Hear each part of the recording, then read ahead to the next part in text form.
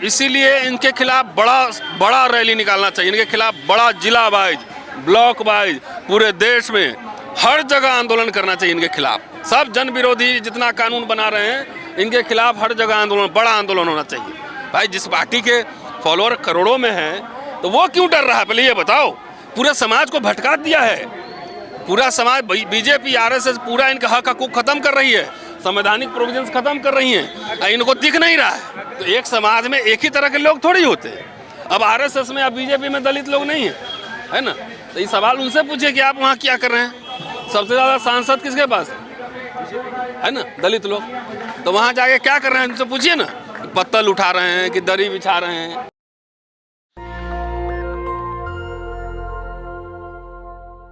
Sir, देश में लगातार जाति का जहर इस तरह फैल रहा है जिसके शिकार आप हुए, तमाम घटनाएं सामने आ रही हैं। अभी मुजफ्फरनगर से जो घटना है उस पर क्या कहना है? अरे मुझे कोई आश्चर्य नहीं हो रहा है ना, मैं इतिहास का छात्र हूँ और दलित नेता सबको इतिहास का ई नहीं पता है।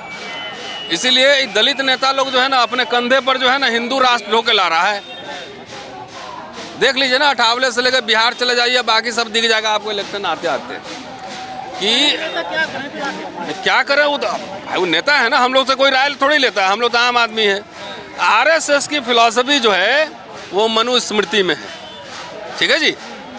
और जब संविधान लागू हुआ था तो उस समय आरएसएस ने इस संविधान का विरोध किया था, अंबेडकर के पुतले फूके थे।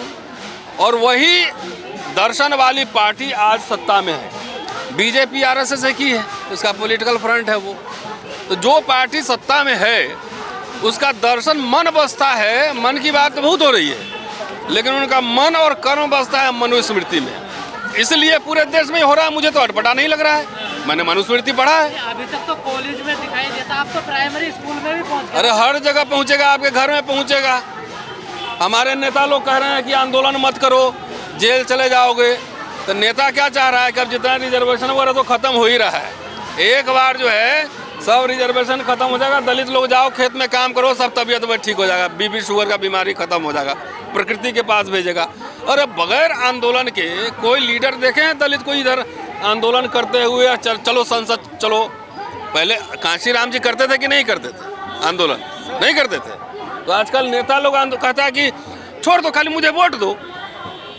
लड़ेगा कौन? जो हम लोग धरना में बैठे हैं, रितु सिंह, हम लोग तो लड़ ही रहे हैं। लेकिन जब सोचिए, यही समझाने की कोशिश है कि हमारे जैसे लोग जो कि दिल्ली के सेंटर में बैठे हुए हैं, 26 साल पढ़ा चुका हूं मैं, जब इस तरह से जब ये कर सकता है तो आम आदमी माथे पे पेशाब करना, ये तमाम जो घटना है, ये तो मुझे पता था पहले से सब होना है। नेता लोग हमारा क्या कर रहा है ये पूछो, सवाल पूछो। लड़ेगा कौन इस समाज के लिए? सोशल एक्टिविस्ट तो अपनी बात कह रहे हैं, लड़ रहे हैं ना। नेता सब खाली वोट लेके सीएम पीएम बनेगा। आज चाहता रतनलाल आगे आए, चुनाव लड़ें, सांसद मंत्री विधायक बने। तो मंत्री विधायक बन के क्या करेंगे हम, जब बोलने ही नहीं देगा अध्यक्ष पार्टी का? तो क्या करेंगे वैसा? जब सवाल टिकट तुम दिलवा रहे हो मुझे, समाज के चाहने से क्या होता है? हम तो समाज को खाली आगाह कर रहे हैं कि भैया अपना हक हकूक स्वाभिमान इज्जत बचा लो। जो भी नेता तुम्हारे पास जाए इलेक्शन में, उससे पूछो कि 10 साल में इतना जो दलित पे अत्याचार हुआ है, मोदी साहब इतना जो है निजीकरण बढ़ावा दिए हैं, पूरा मोनोपोली कैपिटलिज्म आया है, इस पे आप लोगों ने कुछ बोला, हल्ला किया कि वहाँ भजन करते रहे? ये खाली आप समाज को आगाह करें कि अपने नेताओं से पूछो। SC/ST पर अध्यादेश लेकर आते हैं मोदी जी, वो इस काहे के लिए आए थे? जब 2 अप्रैल भारत बंद हो गया था तब वो अपने से थोड़े ही लाए थे। उसमें हमारे कई 11 या 13 साथी शहीद भी हुए थे, रोस्टर पे भी लाए थे अध्यादेश। तो ऐसे फ्री का थोड़े ही लाए थे। 1 साल हम लोग आंदोलन किए थे, भारत बंद कॉल दिए थे, तब ना लाए थे अध्यादेश कि अपने से। वो तो अपने से जो काम नहीं कर सकते कोर्ट के थ्रू ही लोग करवाता है, कलाकारी है। कोर्ट में भी तरह तरह के जजेस है ना, तो कोर्ट के थ्रू ये सब काम करवाता है। सर, आप कह रहे हैं आंदोलन किया जाए, क्या आंदोलन की सुनती है सरकार? तो नहीं सुनती है। तो 2 अप्रैल 5 मार्च तो कह ही दिया। किसान आंदोलन क्या था? क्या था? वो घर में बैठ के किसानों को मिल गया है? बाबा साहब आंदोलन नहीं करते थे।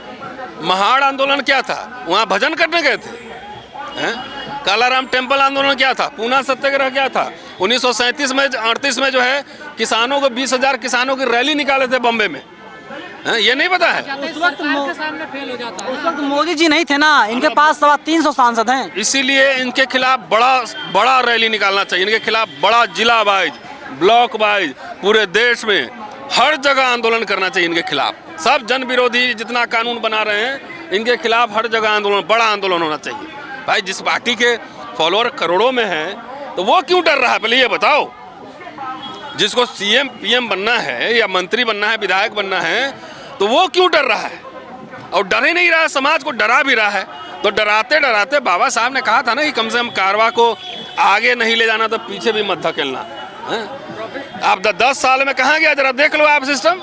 सर पहले सर एक सवाल है, दिल्ली यूनिवर्सिटी के अंदर तकरीबन 100 से अधिक प्रोफेसर और असिस्टेंट प्रोफेसर हैं दलित समाज के। 100 कह रहे हो तुम? नहीं, एक 2000 से ज़्यादा हैं। वैसे 2000 से ज़्यादा है, लेकिन मैं एक अच्छी पोजीशन पे उनकी बात कर रहा हूँ।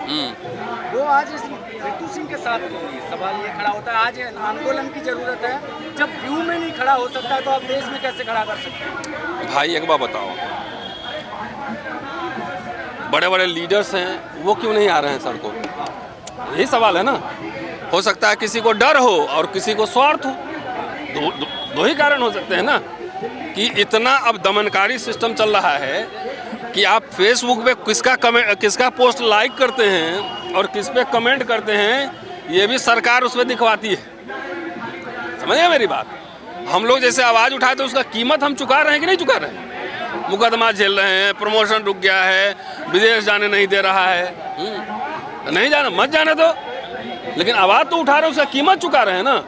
तो बहुत सारे लोग बहादुर लोग नहीं होते हैं, सबको करियर भी बनाना होता है। ड्यू में अगर इतने बड़े बड़े प्रोफेसर हैं, दलितों की बात करने वाले आज तो जाके उनसे पूछिए ना क्यों नहीं आए। उसका जवाब हम हैं ना इधर, हम अपने लिए जिम्मेदार हैं ना, बाकी दुनिया के लिए हम थोड़ी जिम्मेदार हैं। क्या डरे हुए हैं, मजबूर हैं? हर जगह डर का माहौल। नेता कहाँ डरा हुआ है? जो नहीं डर रहा है उसको ईडी सीबीआई लगा के जेल में डाल दे रहा है। तो सब जगह डर का माहौल है, एकदम डर जाओ। पहले इनसे लड़ाई लड़ी जाए, किनसे? नेताओं से, इनसे लड़ना थोड़ी, तो हमारे लोग हैं, हमसे वोट लेते हैं। भटके हुए लोग हैं क्या? उनको कम से कम मोरल बूस्टअप किया जाए। बोलो, लड़ो, मोरल बूस्टअप करिए। पूरा समाज को भटका दिया है, पूरा समाज। बीजेपी आरएसएस पूरा इनका हक हकूक खत्म कर रही है, संवैधानिक प्रोविजंस खत्म कर रही हैं, इनको दिख नहीं रहा है। अगर सर लेकिन सर जिस संविधान की वजह से ये सांसद रोस्टर सिस्टम पर कैसे एक आ गए? अरे भाई तुम्हारा सवाल उल्टा है। उससे नौकरियां जा रही थी सबकी, तो नौकरी जिसको पेट पे लात लगेगा वो तो बाहर निकलेगा ही ना। हैं? अभी भी ये हाल हो जाता, अभी भी गड़बड़ होगा, अभी भी निकलेंगे हम। अब हो गया, थोड़ा रेस्ट ले रहा है सब लोग, अपना मकान खरीद के एसी में रह रहा है, और क्या कर सकते हैं। सर जिस संविधान की वजह सांसद एमपी एमएलए बन रहे हैं, जब उसको बदलने की बात हो रही है उसमें नहीं बोल रहे, तो कैसे आंदोलन को कहाँ बोल? तो नहीं बोल रहे हैं तो हम क्या बोलें? पहले आपको सबसे पहला जिम्मेदार, सबसे ज़्यादा लाभ मिला संविधान से दलितों को। अस्पृश्यता खत्म हुई और दलित सब अपना उसमें होड़ लगा हुआ है कि हिंदू राष्ट्र का पालकी हम ढोएंगे पहले कि हम ढोएंगे पहले। तो इसीलिए हम समाज से विमर्श कर रहे हैं ना। हम संवाद किससे कर रहे हैं?